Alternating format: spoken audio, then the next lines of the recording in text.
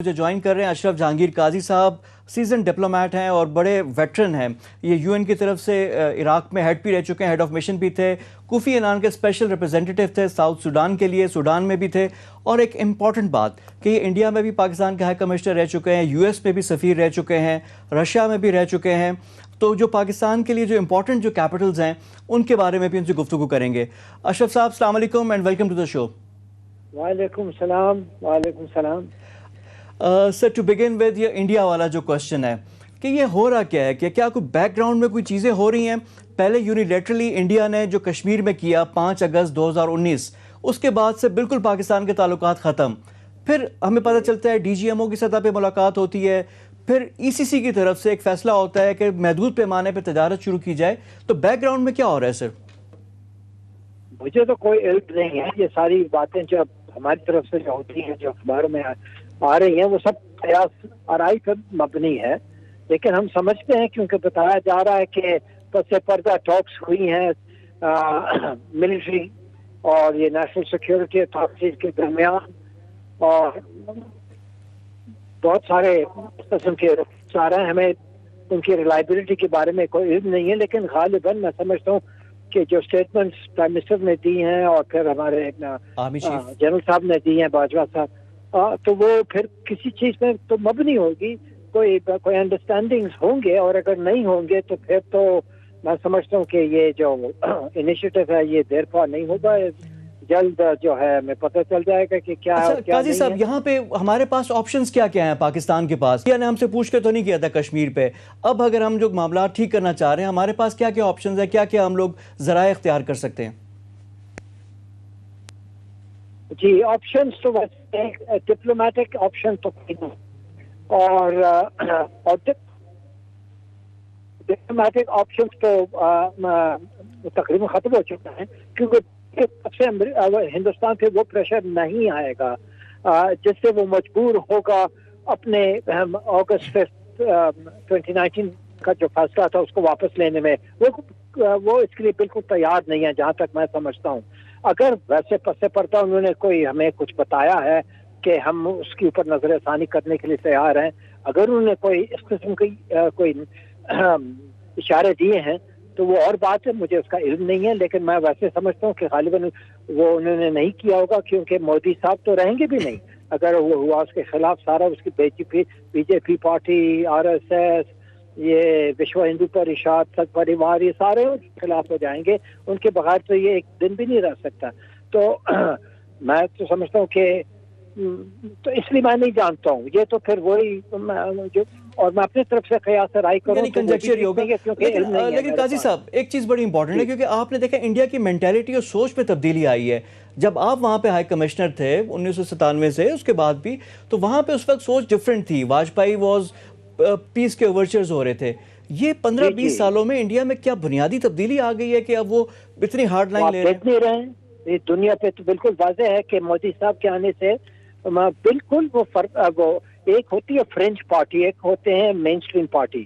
French party جو ہیں وہ انتہا پسند پارٹیز ہیں، یہ بی جے پی تو فرنچ پارٹی ہوا کرتی تھی، تو یہ ابھی مین سٹریم پارٹی ہو گئی، اور 2 دفعہ انہوں نے لینڈ سلائڈ وکٹری بھی جیتی ہے، اور وہ پاکستان کے خلاف جو وہ بات کرتے ہیں، اور پلوامہ اور بالا کوٹ پہ انہوں نے اپنے ووٹرز کو یہ بتایا کہ ہم جیت گئے تھے وہ لڑائی، اسی بنیاد پر وہ تو پھر سے انہوں نے دوسری لینڈ سلائڈ سے وہ جیتے ہیں۔ تو میں سمجھتا ہوں کہ وہ نظر ثانی کیا کریں گے کشمیر پہ، لیکن اگر کوئی، مجھے تو کچھ نظر نہیں آ رہا، لیکن ہو سکتا کچھ بات ہو جس کا علم نہیں ہے ہمارے پاس۔ اچھا لیکن سر اب دیکھیں پوزیشن سے واپس آنا کتنا مشکل، کتنا آسان ہے۔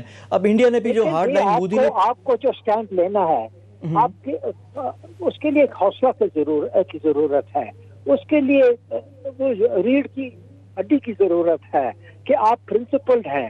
اگر وہ سخت آپ میں نہیں ہے تو پھر شروع سے جو ہم نے جب پھر سے دہرایا کہ کشمیر ہمارا شاہ رگ ہے، کشمیر کے بغیر پاکستان نامکمل ہے، ہم آخری سانس اور آخری قطرے خون تک ان کے ساتھ ہیں، اور یہ وہ اب وہاں نسل کشی تو ہو رہی ہے، نسل کشی کا جو سلسلہ ہے وہ تو شروع ہے، اس کے اوپر جینوسائیڈ واچ نے تو 2 سٹیٹمنٹس دی ہیں، اور حال ہی میں ان کا پریزیڈنٹ جو ہے ڈاکٹر اسٹینٹن، انہوں نے کہا کہ وہاں کا جو سچویشن ہے وہ پری جینوسائیڈل ہے.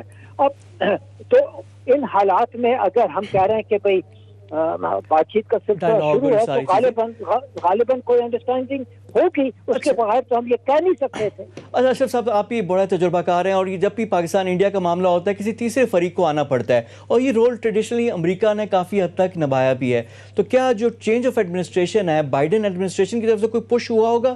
کیونکہ آپ امریکہ میں بھی سفیر رہ چکے ہیں کہ امریکہ کا اس خطے میں چائنا کے لیے انڈیا کو بھی کرنا ہے، اور وہ انڈیا اگر پاکستان کے ساتھ انوالو ہے تو یہ ان کے لیے بھی مناسب نہیں ہے. تو کیا امریکہ کا کوئی رول ہو سکتا ہے؟ تھرڈ پارٹی کو انوالو کرنا جو ہے اس سے ہمیں کوئی فائدہ نہیں ہے.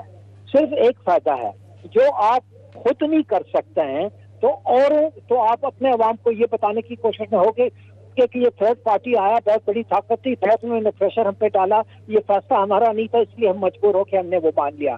نہیں تو امریکہ اگر فیصلہ کرے گا وہ وہی ایل او سی ہی کرے گا، اسٹیٹس کو پہ کرے گا، کوئی اور چیز تو آپ کو نہیں دلائے گا.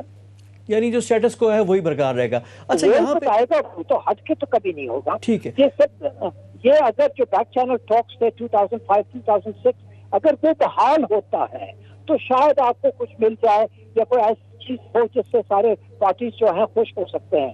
کیونکہ آپ کو کمپرومائز تو کرنا ہی پڑے گا، چاہے آپ یہ مانیں یا ماننے کے لیے تیار نہ ہو، لیکن وہ کمپرومائز پہ ان کی بہت بڑی طاقت ہے، بہت بڑی منڈی ہے، اس کے اوپر کوئی دباؤ نہیں آ سکتا ہے.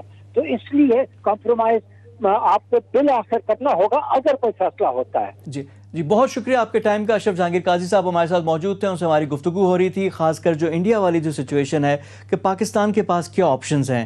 اس میں بڑا کیٹیگوریکل اشرف جہانگیر قاضی صاحب کا تجزیہ تھا کہ ہمارا ایک اصولی موقف ہے، پرنسپل سٹینڈز ہے، اور ہمیں اس پہ تھوڑا سا مستحکم رہنے کی ضرورت ہے. انڈیا نے یونیلیٹرل جو اقدامات کیے ہیں، اب جو انٹرنیشنل پریشر بھی آیا ہے، جو پاکستان کی طرف سے بھی ایک اچھی ویو آئی تھی جس کی وجہ سے انڈیا بیک فٹ پہ گیا تھا. تو اب ہم نے یہ دیکھنا ہے کہ ہمارے پاس جو آپشنز ہیں ان کو ہم کس طرح استعمال کرتے ہیں. اور یہ ساؤتھ ایشیا کے امن کے لیے پاکستان اور بھارت کا میز پہ بیٹھنا اور ڈائلاگ کرنا، ظاہری بات ہے تمام جو مسائل ہیں ان کا حل ڈائلاگ ہی ہے، لیکن وہ کن شرائط پہ ہوگا اب یہ دیکھنا ہے. اور پھر ریجنل جو علاقائی طاقتیں ہیں ان کا بھی کردار بڑا اہم ہو جاتا ہے. چین ہمارا جو نیبر ہے، سی پیک میں بھی ہمارے ساتھ اس کا تعاون ہے، وہ دیکھنا ہے. جو بائیڈن ایڈمنسٹریشن ہے وہ اس خطے کے لیے کیا کرتی ہے. یہ سارے جو آپشنز ہیں، اب رشیا کے جو فورن منسٹر ہیں 2012 کے بعد اب پاکستان کا دورہ کریں گے، اس سے پہلے وہ انڈیا جائیں گے. تو جو یہ ساری بیک گراؤنڈ میں چیزیں ہو رہی ہیں اس پہ بھی ہم نظر رکھیں گے اور آپ کو اپڈیٹ کرتے رہیں گے. پروگرام میں وقت ہو گیا ایک بریک کا، بریک کے بعد آ کر گفتگو کا سلسلہ جاری رکھیں گے. Stay with us.